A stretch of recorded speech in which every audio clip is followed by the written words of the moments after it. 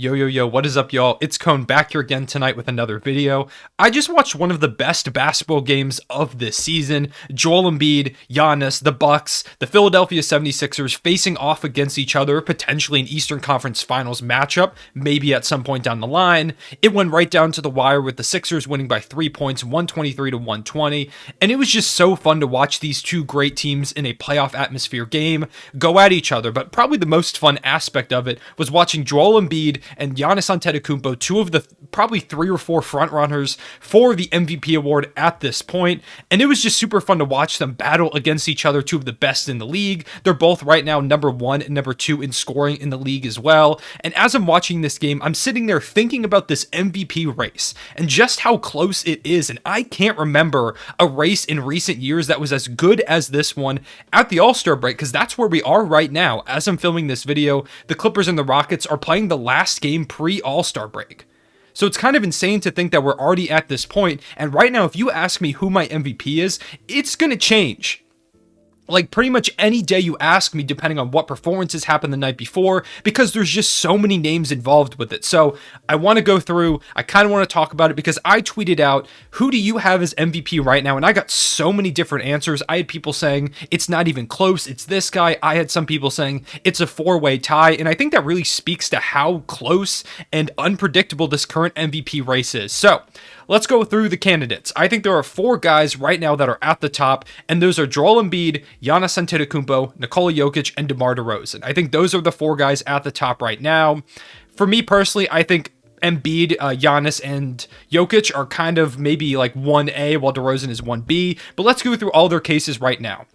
Starting off with the 2 guys in this game, Joel Embiid and Giannis Antetokounmpo. Joel Embiid, all season, he has been ridiculously dominant, dropping like 30 plus points in basically every single game. No Ben Simmons, so he is like the lone star of this team. He's got like Tobias Harris, who's been playing better, and Tyrese Maxey, and James Harden is on the way. But up to this point, it's been Joel Embiid who has kept this team afloat and been so ridiculously dominant to a level that we don't see very often for a big man. He's hitting step back threes. His footwork is ridiculous. He's got better at playmaking, rebounding. He's doing everything on a career best level, getting better off of last season. The way that he has really elevated this team in every aspect of the game has been so impressive to watch. You have to double him. If you don't double Joel Embiid, I don't care who your defender is, you're not stopping him. And teams have to throw doubles at him, and it doesn't matter because he's become such good of a playmaker that he can pass out of those doubles to open shooters. The way that he has been playing has been so fun to watch, and in this game, 42 points, 14 rebounds, 5 assists in one of the biggest matchups of the season so far for this Sixers team, stepping up in a big way. And when James Harden comes back, the Sixers have a realistic shot to grab that 1 seed. And if they do, there's really not many arguments against Embiid being the MVP. He's been Defensive Player of the Year caliber on defense. His offense is insane, some of the best we've ever seen for a big man. He is dominant in every facet of the game on basically any night.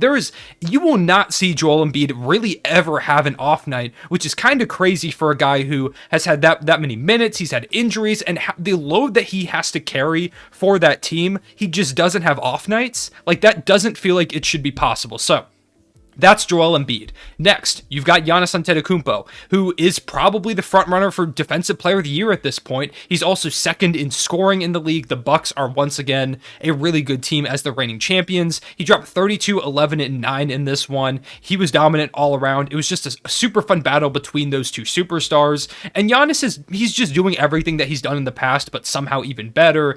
Offensively, it feels like his game has expanded more. He's shooting more mid-ranges, more threes. I don't have numbers to back that up, but when you watch him play, it feels like he's taking such a big variety of shots, and there's really no way to slow Giannis down. The other night, he had 50 points on 21 shots, which I believe is the 3rd or 4th least number of shots in a 50-point game in NBA history, which is really ridiculous when you think about getting that many points. I think he was like 17 of 21 too, so he shot like over 80%. He just does things. Giannis has potential to go down as one of the greatest players of all time, and he continues to build that resume. Another MVP and or Defensive Player of the Year award would go a long way towards that, and he's really working towards potentially both of those things. So that combination of defense, offense, and just a great team, Giannis is up there for a lot of people as the front runner, along along with Embiid, along with Nikola Jokic, who I'm going to get to in a second. And it's no wonder why. Giannis probably should have gotten more love, in my opinion, for MVP last season because of the way that he was playing, but voter fatigue, after you win MVP a couple times in a row, it's kind of hard to give it to a guy a third time for a lot of the voters. But now that there's been a year off in the middle, it feels like Giannis is very much in the thick of things, the way that he's playing, the way that he's stepped up and been incredible for this Bucks team that's dealt with a lot of injuries, really. Coming off of a finals MVP, Giannis continues to make a case for best in the world, and right now, he is very much in that conversation for MVP. You look at Nikola Jokic, the way that he's carrying that Denver Nuggets team. The one issue is that Nuggets team is kind of further down on the standings than those aforementioned teams. They don't have as good of a record as those two teams, and probably what is a worse conference at this point. But if you look at it strictly statistically, Jokic probably has the best case. He's putting up ridiculous stats. He's putting up 26 points per game, 14 rebounds, 8 assists, almost a walking 30, 15, and 8 almost on any given night, shooting 57% from the field, 37.2. He's clutch. He does everything his team needs him to win. No Jamal Murray, no Michael Porter Jr., and a lot of guys rotating in and out, roles changing rapidly because there are so many injuries that have affected this team, and yet Nikola Jokic has kept them afloat. All the advanced statistics say that Jokic is probably the best player in the world right now, and I wouldn't argue that if that is your take. The way that he has kept this Nuggets team afloat despite all of the injuries, all of the turmoil around them, and if they go on a win streak, the Nuggets could rise up the standings because it's really close in the section that they are now. I'm not sure if you'll get it if the Nuggets do end up 6th, but if they continue to rise, I think Jokic's case is just as strong as anyone else's, especially when you factor in the lack of help. I know we've talked about the other two guys kind of dealing with some issues, but this Nuggets team is missing their second and third best players, and yet Nikola Jokic has them as one of the better teams in the NBA, one of the top teams outside the play-in tournament in the Western Conference, which is, like I mentioned, the East is probably a little bit better, but the West is no joke. That Western Conference is ridiculously talented and deep, and yet Jokic is another guy who really just doesn't have off nights, carries this team. You need him to drop 15 assists and only score 18 points? Sure, he can do that. You need him to score 40? Sure, he can do that too. You need him to do both? There's a good chance he's going to do that as well. Nikola Jokic is just an unstoppable offensive force. He's even stepped it up on the defensive end as well. He's no longer this awful defender that he kind of got this reputation to be. Jokic does everything for that team. He really is the Denver Nuggets. And then you look at DeMar DeRozan, who is probably the story of the season this year. The Chicago Bulls are tied for the first seed out there in the East alongside the Miami Heat at the All-Star break, and it's because of DeMar DeRozan. DeRozan just broke a Wilt Chamberlain record. You know how good you have to be at basketball to break a record held by that guy? You have to be you have to be MVP level good to break a Wilt Chamberlain record. The record that he broke is he's the first player in NBA history to score 35 or more points on 50% or greater shooting efficiency in 7 straight games. Wilt did it in 6, DeMar did it in 7. 7 straight games of at least 35 points, shooting over 50%. That is ridiculous efficiency and scoring level. He has kept this Bulls team afloat through Lonzo Ball dealing with an injury, Nikola Vucevic having a pretty rough start to his season, Caruso's missed time, the Bulls were one of the first teams to really get hit by COVID earlier in the season. And despite everything, DeMar DeRozan has kept them afloat. Sure, LaVine's been pretty good. Vucevic has stepped it up in a big way. But DeRozan has been the best player on that team. A guy that some people thought was one of the worst signings of the offseason. Shout out to that Bleacher Report article. But DeRozan has completely flipped the script on his career. It looked like he was kind of going to take a backseat, maybe be the third option in Chicago. Kind of just, last year he was kind of like a borderline all-star, so maybe he could do something like that again this year. Instead, he looks like an all-NBA first-team caliber player, one of the best scorers in the league. That mid-range is still lethal. He had 2 game winners on back-to-back nights in different years, even because one was New Year's Day, I believe. DeMar DeRozan has done literally everything for that roster, the way that he has played, the way that he's been clutch, and carry that team through a number of injuries, COVID issues, and yet they're still tied for the first seed in the Eastern Conference. He 100% deserves to be in that MVP conversation. So, those are probably my top 4. And then we look beyond that, and there are still a lot of names we can talk about. We could talk about Luka Doncic, who is averaging a 40-point triple-double in the month of February. Tonight, against the New Orleans Pelicans, he had 49, 15, and 8. He dropped like nearly back-to-back 50-point games against the Clippers very, very recently as well. And if the Mavericks are really kind of finding their groove, as well as Luka, and if they continue to climb up the standings, Luka Doncic is 100% inserting himself into that conversation, and I already think he's going to start climbing that ladder. All the Mavericks really have to do is win games, and if Luka keeps up anything close to the production that he has right now, I think he's genuinely got a shot to come home with that award at the end of the season. You look at Ja Morant, who's doing incredible things for that Memphis Grizzlies team, he scored 45 last game against the Portland Trail Blazers. He's a great playmaker. He's scoring around 27 on the season, shooting about 50% from the field. One of the best finishers at the rim and scorers at the rim percentage-wise as a guard.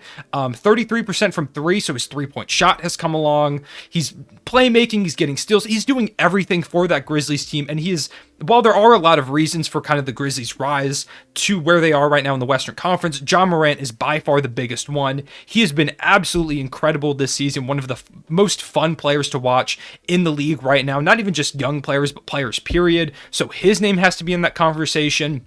You've got Kevin Durant, who was firmly in that conversation before getting injured. He was a lot of people's favorite second or third place guy. And now if he comes back, sure, he's missed a good bit of time and that will 100% factor into things. But if Kevin Durant can come back, a Nets team that just lost 11 straight games, if he can come back, be the MVP caliber player he was before injury, and lead that Nets team to like a first or second seed out East, I think Durant really starts to make a case for himself. You could talk about Chris Paul and Devin Booker, two guys who are playing phenomenal basketball for the best team in the league right now in the Phoenix Suns. You can pick between who of those two guys you think deserves it, but I do think they both deserve some love and at least part of the conversation, even if they're not going to win it. And finally, you've got a guy like Steph Curry, who has really been slumping. He was by far the favorite at the start of the season, but due to a recent slump, he's really kind of fallen out of that like top 5, top 6. But if there's a great second half stretch, Steph Curry alongside the Golden State Warriors when they get Draymond Green back and they fight for maybe like a first seed out west, or even if they stay in their spot and get the 2 seed, Steph Curry's going to be in that conversation whether he wins or not. He is a guy to keep an eye on at least. So that was what, like 1, 2, 3, 4, 5, like 7 names that I said that I think realistically could have a shot to win MVP at the end of the season. Have we ever had that? And I'm like genuinely asking because I'm 21 years old, so I don't remember all like the old like MVP races before I was born, so I genuinely don't know. But to me personally, this feels like at least one of the greatest MVP races of all time. There are all these incredible players breaking records left and right, dominating the NBA night in and night out, and it was just super fun to watch two of those guys in Giannis and Embiid match up against each other in this game tonight. If you ask me who my MVP is right now, at this moment, I will say it is Joel Embiid. That could 100% change tomorrow. There's not even any basketball tomorrow, and that could 100% change just because I thought about it a little bit more. That's how ridiculous this race is. So what I want y'all to do is let me know in the comment section who your MVP is at this point, because I'm so genuinely curious to see what y'all think. There's so many arguments that I made in this video, and ones that I didn't even make, or things that I didn't even mention, that you could 100% mention as well, both statistically, narrative-wise. I think this is just going to be an incredible finish to the NBA season, not just in like the playoff races, but in this MVP race. I think we're in for a super fun second half of the season. I'm super excited for the All-Star break, and yeah, so I appreciate y'all listening to me for a bit. Let me know in the comment section down below, once again, who your MVP is or who you think will win it, perhaps. I appreciate y'all watching. Make sure to leave a like and subscribe, and I'll see you all later. Real one, say it back.